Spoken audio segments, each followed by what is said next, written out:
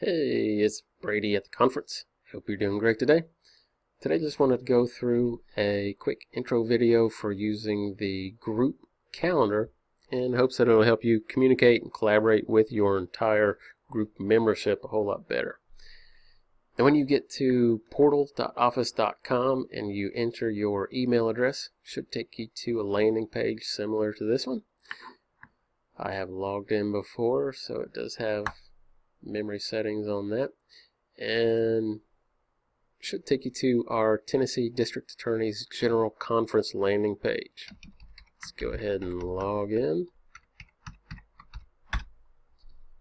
and when we do, there's three different ways we can access this calendar for the group.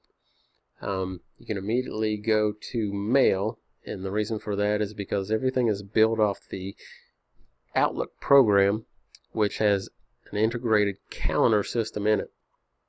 So you can of course use the online mail button here, online calendar, OneDrive, and you can also use your once installed Office 2016 Outlook program.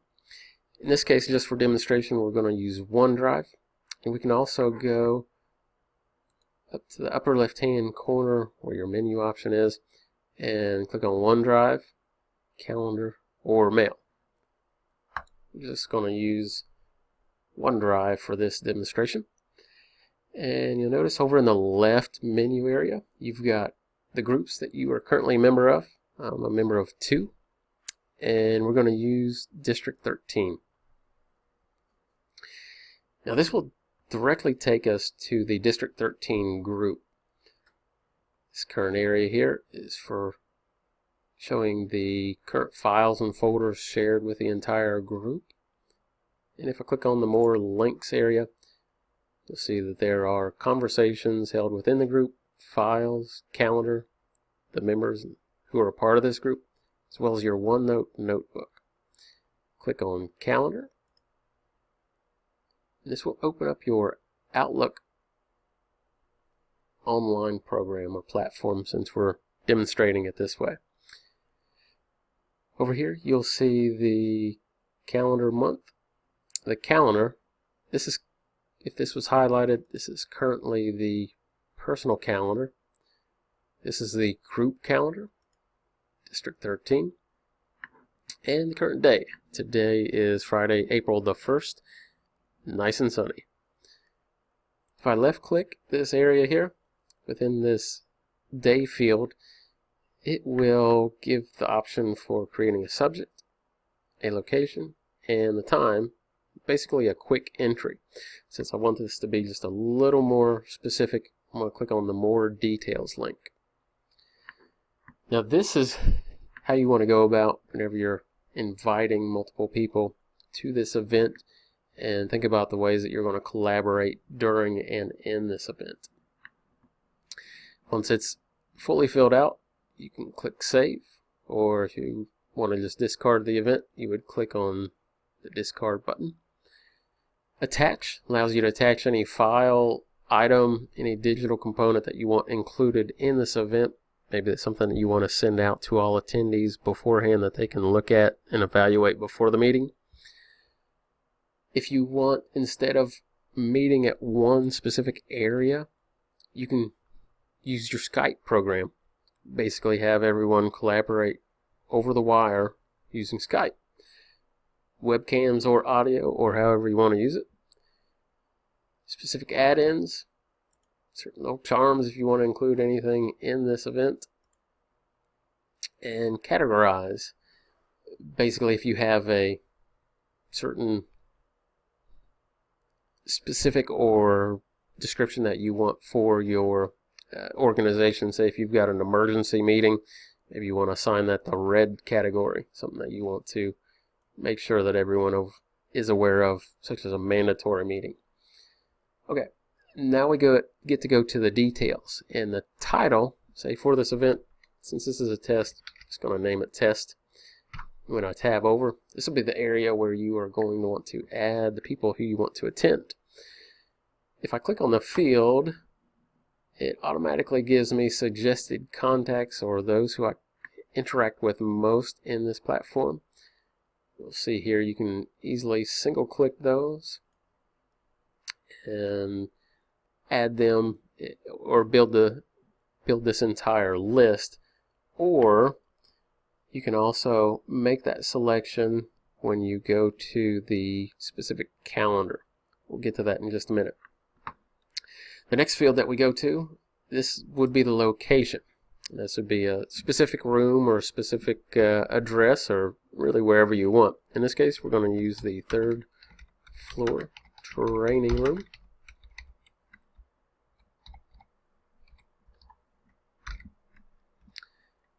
And if there was a specific room already added in for this event, all you would have to do is click on the add room, and this shows your current event calendar.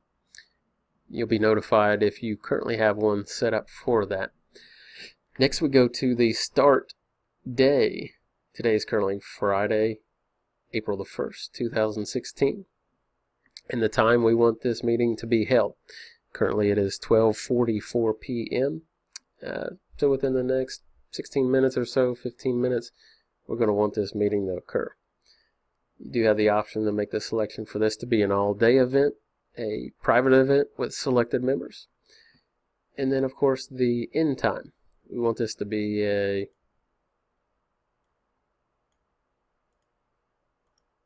say we want this to be a 15-minute meeting. You can make that selection and enter that there, or create that. Next up is repeat. If you have an event or an occurring, such as an every week, a Monday morning meeting that you want everyone to be a part of, it is mandatory. All you have to do is simply create that to be so. You would click on other if it was Monday, or if it's already auto assigned or an auto entry for you, such as every Friday, you just make that selection. And next would be the save to calendar. Now if it is, like I was discussing earlier, if it is a group event that you are making this happen for, all you would want to do, since this is currently a personal calendar, all you want to do is select the District 13 group. And you'll notice up here, instead of adding each person into this add people field area, all you got to do is click on, or make sure that this is checked for send an invitation to the group. So once this is saved, it will go out to everyone who is a member of this group. Change it back to my personal. You'll notice that it did change the organizer from District 13 back to me. Reminder, next field area here. This will be the amount of time that the attendee is notified before the meeting, just so that they know, hey, you got a meeting coming right up. We'll change that to 5 minutes since we're approaching, or actually just past that 15-minute mark. And whenever you are attending the meeting, when someone tries to send you a message in the Office 365 platform, it will appear that you are either what's currently selected as busy, or attentive, working elsewhere, or free. Whenever the invitation goes out to you, and your participation for that. You can also add an email reminder if you want an email instead of a pop-up alert. And now next down here in the description field, this will be basically if you have a certain set of topics or anything that you really want to collaborate on during this event that you want to notify all attendees who are going to be a part of this event. You can basically format and use bullet points, numbered indentations, a variety of other options, such as add alternative text to an image that you do insert, create and insert tables and cells, as well as inserting pictures, and of course attaching documents. There's quite a few things that you can do this and include this that will actually be included in that calendar event, instead of having to, say, use your Outlook program, add each address book entry, and then also attach a file or a folder. Everything will be in this event rather than go out to each individual person's email or personal calendar. So this will be the group calendar for you. Now once we click save, it will actually put us back here to the month view of the calendar. Of course, you can make the adjustments or changes here if you want the current work week listed, or the specific day. You'll see you can have an itemized or more of a detailed area here for the specific calendar events that are applied to you. You'll see that since both of these are currently available, that any of the other events that I'm a part of for this calendar, they would show, and or the personal calendar. Well, I believe that that has us wrapped up for right now. If you have any questions, please feel free to reply to the email that goes out to you or contact the service desk anytime. Hope you're doing good and have a wonderful weekend. Thank you.